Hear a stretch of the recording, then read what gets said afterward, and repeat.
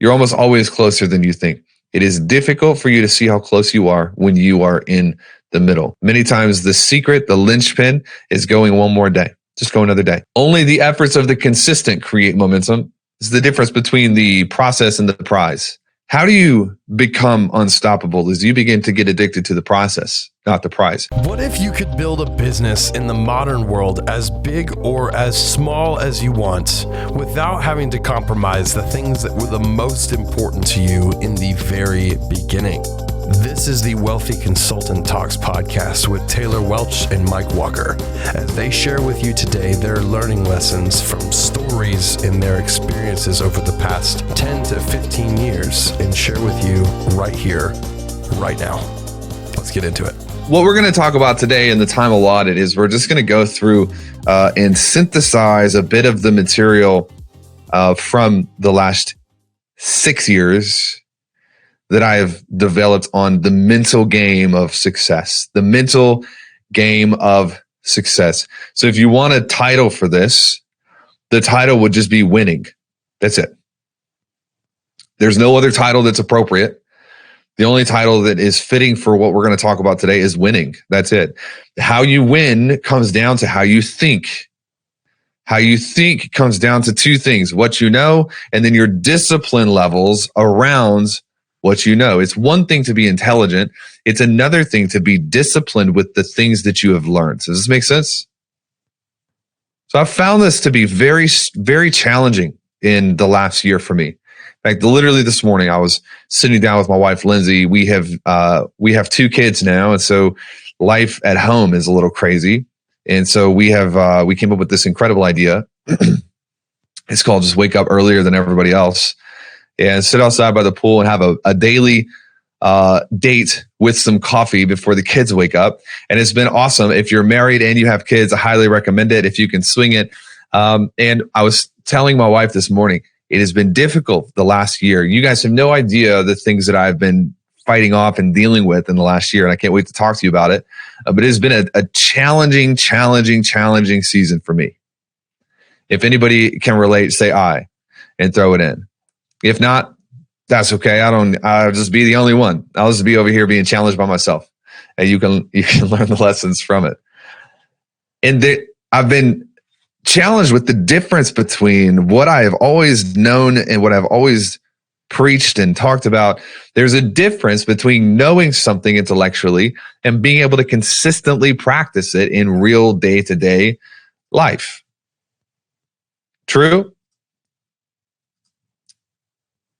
So one of the biggest things that I've really come into realization of is that knowing something doesn't actually save you. But being able to do that thing that you know, that's level 1. Do that thing that you know consistently, that's level 2. Do that thing that you know effortlessly, that's level 3.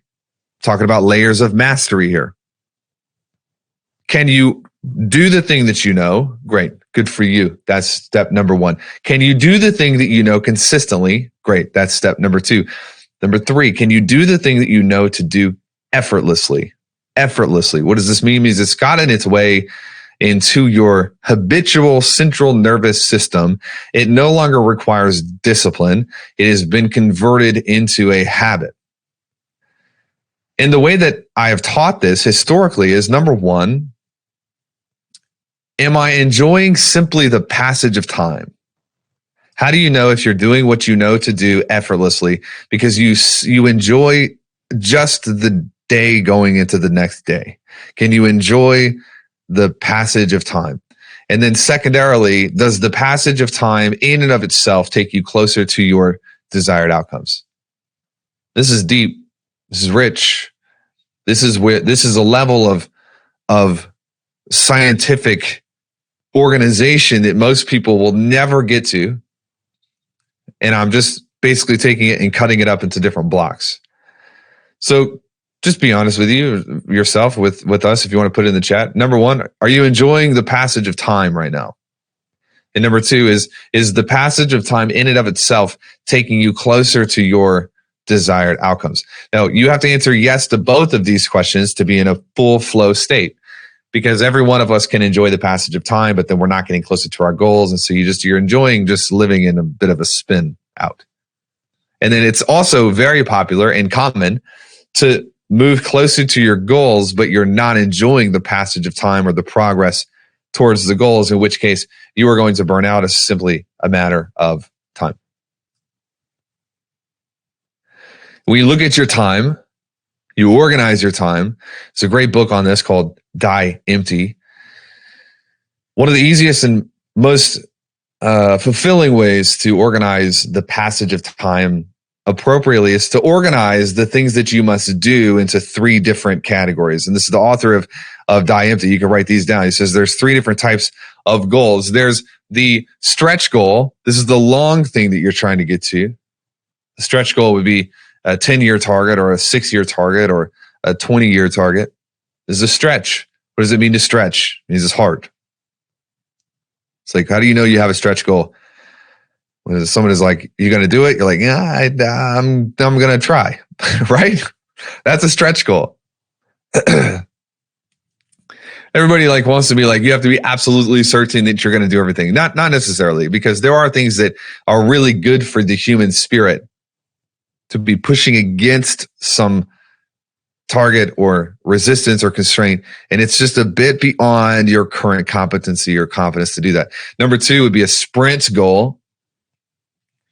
So be like a 3-month, maybe a 12-month. You're going to go through a sprint. How many of you have had the conversation with your spouse or significant other? How many of you have had to have this conversation? Hey, I'm about to go into a sprint. It's going to get a little crazy for a little bit. I have several times. This is a sprint goal. There's a light at the end of the tunnel. You're going to go into it and come out of it. And then the third would be a step goal. The step goals, these are the things that should happen automatically. These are the things that should be a daily process for you. If you guys have listened to the old legacy mindset tapes or recordings, rather, the consistency fells the mighty oak. I think it was from this one many years ago. We're talking in that series about step goals. By the way, you guys need to know you have access to all of this. It's like 150 hours of content for you. It's organized into there's really, really old stuff when I was just coming up for the first time. And it's fascinating listening to those recordings because I was just like a kid and didn't have kids, like married, but barely. So when I listened to them, I'm like, man, the concepts here are great, but I didn't really know what I was doing. Write this down. All success is preceded by failure. All success is preceded by failure. This is by definition. It's scientifically impossible for success to precede the failure. The failure must precede the success. When you start something new, you are engaging in the act of doing something you are not equipped to do and failing your way. You see what I'm saying?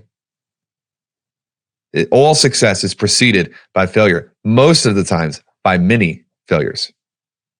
This is the definition of getting started with something. So when you get into something new, the problem is not necessarily that it's difficult to do. The problem is you don't know how to do it. And what I've learned is from a mindset perspective to reorient myself around, instead of calling it failure, it's simply practice. One of the easiest ways to make it through failure or through practice is to set the proper expectations and the proper clarity that it will take time to get good at things that are worth getting good at. It will take time to get good at things that are worth getting good at. One more time. It will take time to get good at things that are worth getting good at. There's something to keep in mind for you. The person who can pass through the fires of failure will win the prize. I've noticed humans are extremely obsessive about regression. I am learning Brazilian Jiu-Jitsu right now, and I have really no problem getting beat up because I don't know what I'm doing. I'm used to it. I'll go to a class tomorrow. I'll be there training Friday afternoon.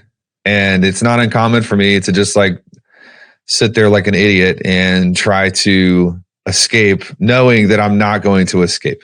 You guys know what I'm talking about? Has anybody ever done BJJ? If not, you're missing out, and lucky you at the same time. No, the problem is not failure at the beginning. I'm about to hit some of you right now. The problem with most humans is that when we begin to win, we forget how to lose.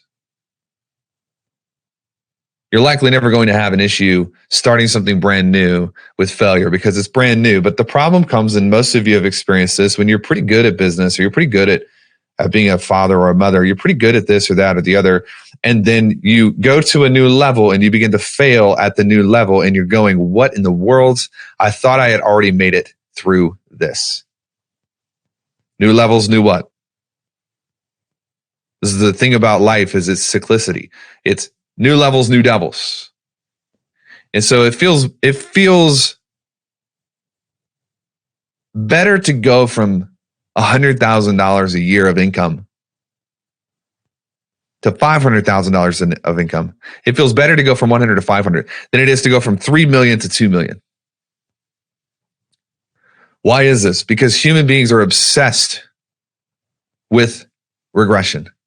You have to learn how to pass through the fires of failure every time you get to a new level. There's a new devil. Number 2, we're going old on some of this. Number 2, write it down. Speak like a sheep, act like a sheep. How many of you remember this from the legacy? Speak like a sheep, act like a sheep. You know, sometimes the thing that feels the most good, or the thing that feels the most releasing, or the thing that feels the best is actually the worst possible ingredient for your success. Not all things should be followed according to the way they make you feel. I can tell you this, I've made this error several times in the last 6 to 8 months of getting frustrated with something and beginning to speak about the thing that I'm frustrated with and speak about the situation in a way that disempowers, it takes away my power in the situation. If you read old self-help, I think it's the greatest salesman in the world, maybe, or the richest man in Babylon. I can't remember. He has a line in there. It says, I will hear not those who are weak. I will hear not those who are weak. One of the worst things that you can do is give a voice to things. And by the way, when you say, I will hear not those who are weak, that includes yourself. Just for the record, sometimes that includes your own damn voice. Like, be quiet. Do not give voice to the things that are causing you angst. When you speak it, you make it real. They have studies now on this that audible language reverberates in time forever. It just gets smaller and smaller and smaller in frequencies. And so when you speak something, you are printing it into the permanent record of history. And it's bouncing up there forever, which would not be a problem if words were only things that we heard.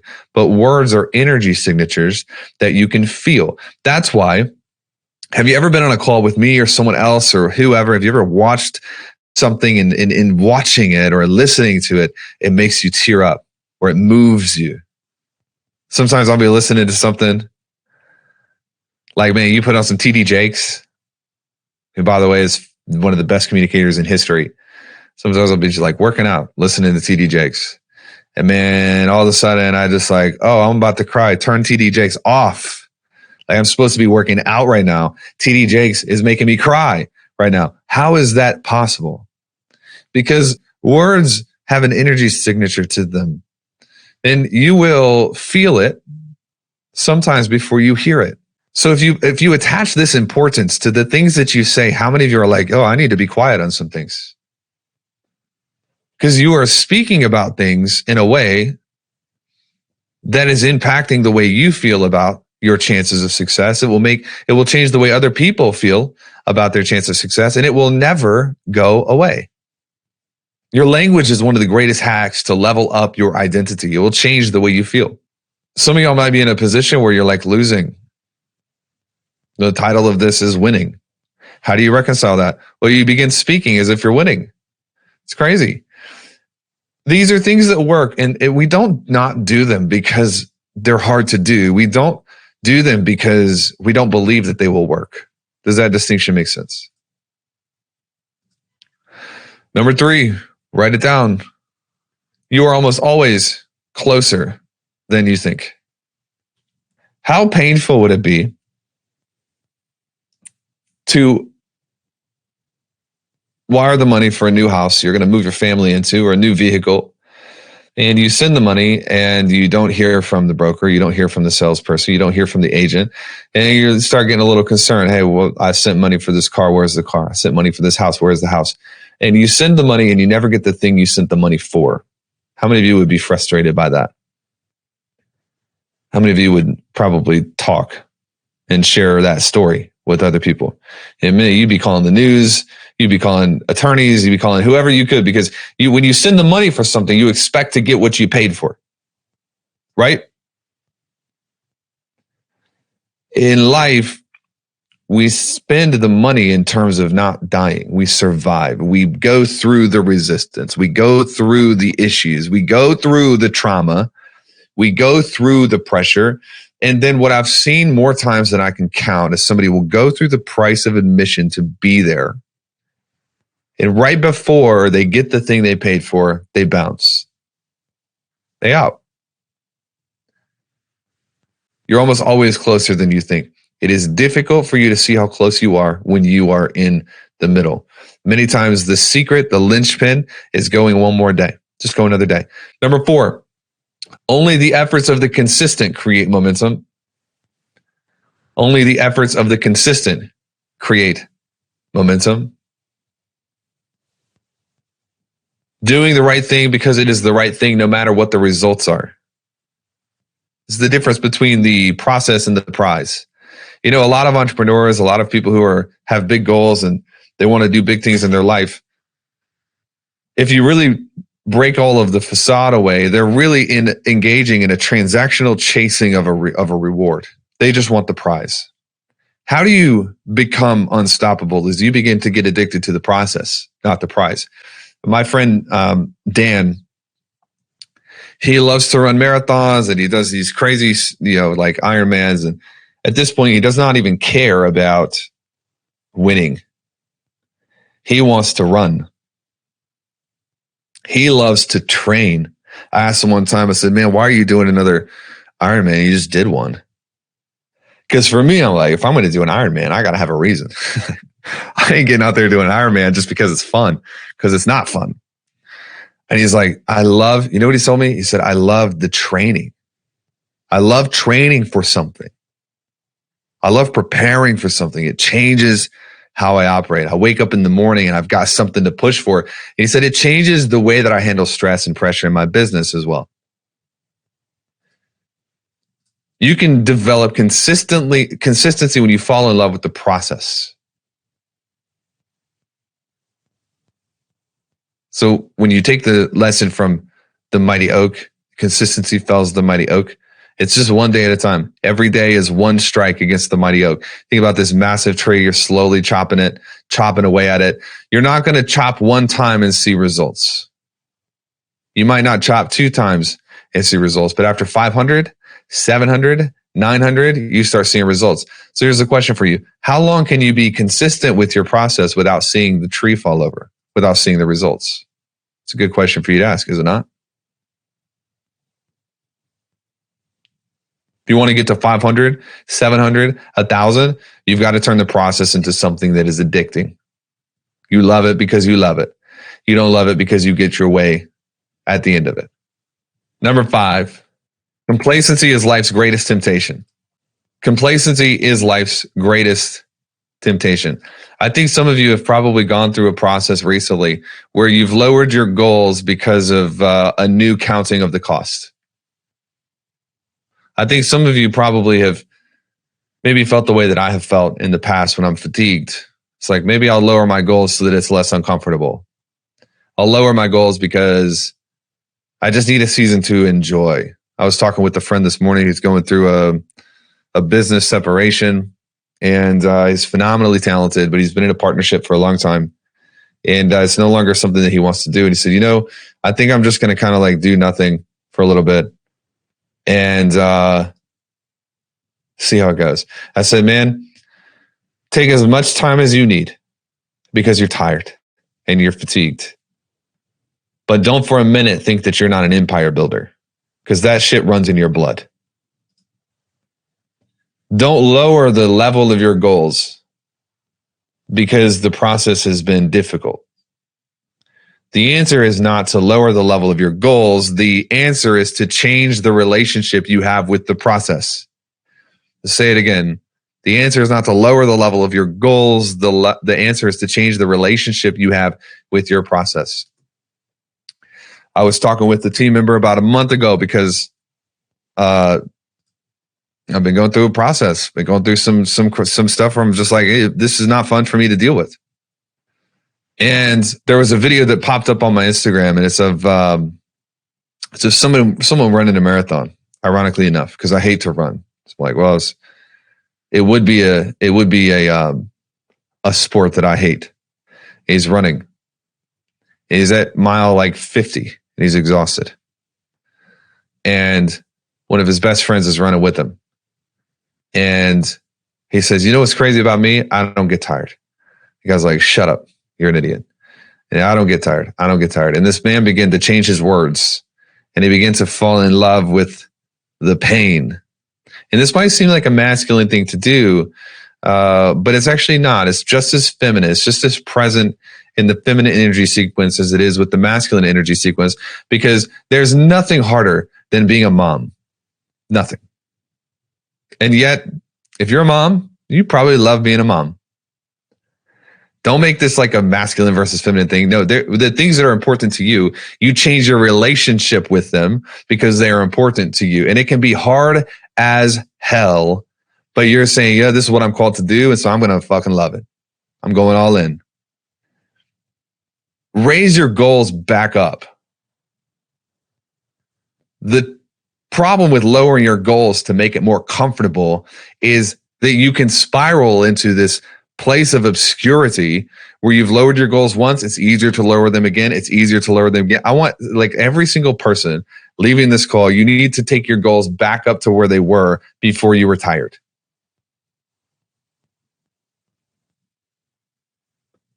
And persist, because that's the name of the game. I don't know where that one came from, but have fun with that. Seeing versus creating. Let's tackle this real fast.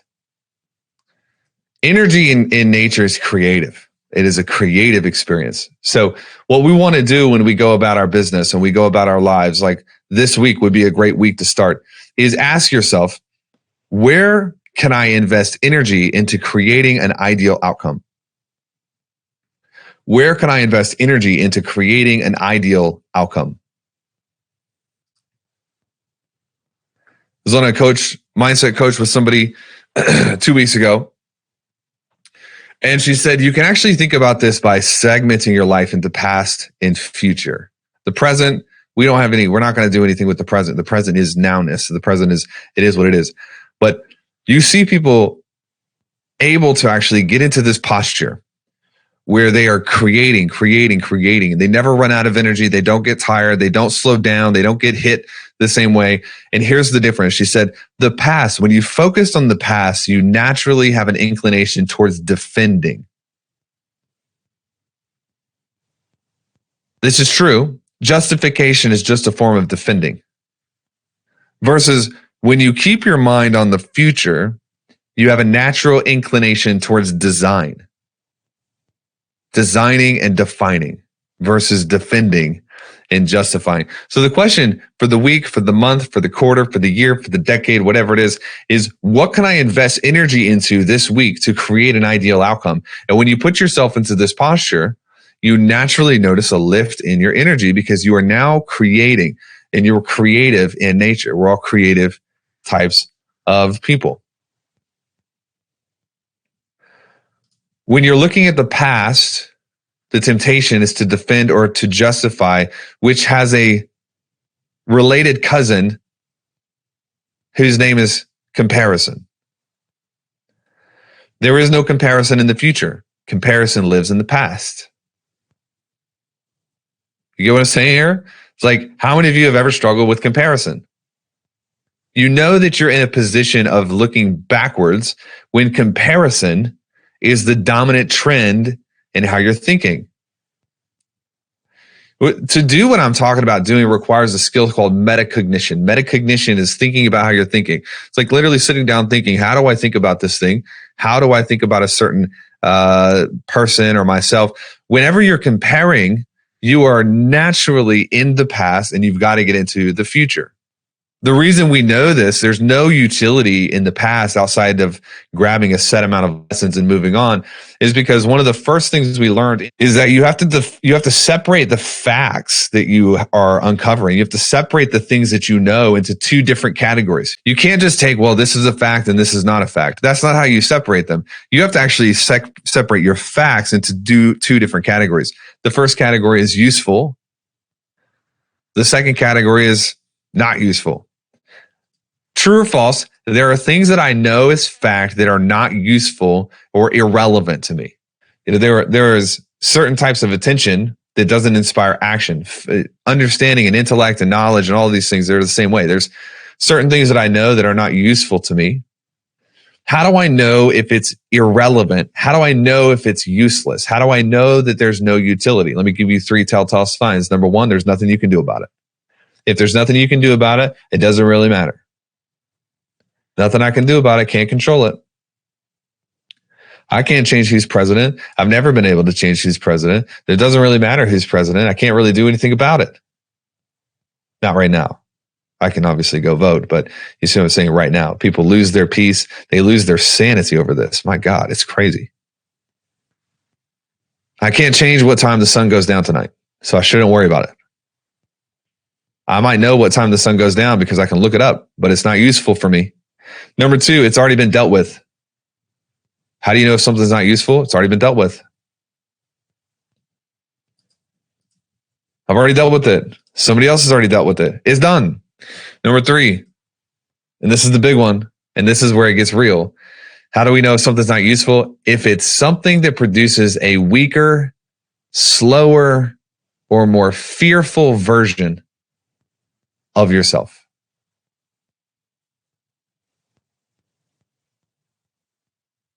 Oops. This is the big one, isn't it? This is the tough one. There are things that can be true, but because of the version of you that they produce, they are not worth knowing. And I have curriculum on this that basically segments down into the types of learning. And believe it or not, there are 3 different types of learning, not just one. First, there's the things that I need to learn for the first time. Second, there are the things that I need to learn for the second, third, 10th, 100th time. I need to relearn them. Third would be the things that I need to unlearn. They are no longer useful for me to know it. So this would be an interesting exercise for you today is what are the things that might be true that I might know, but because of the version of myself that they produce, I no longer need to know this and therefore I'm going to unlearn it.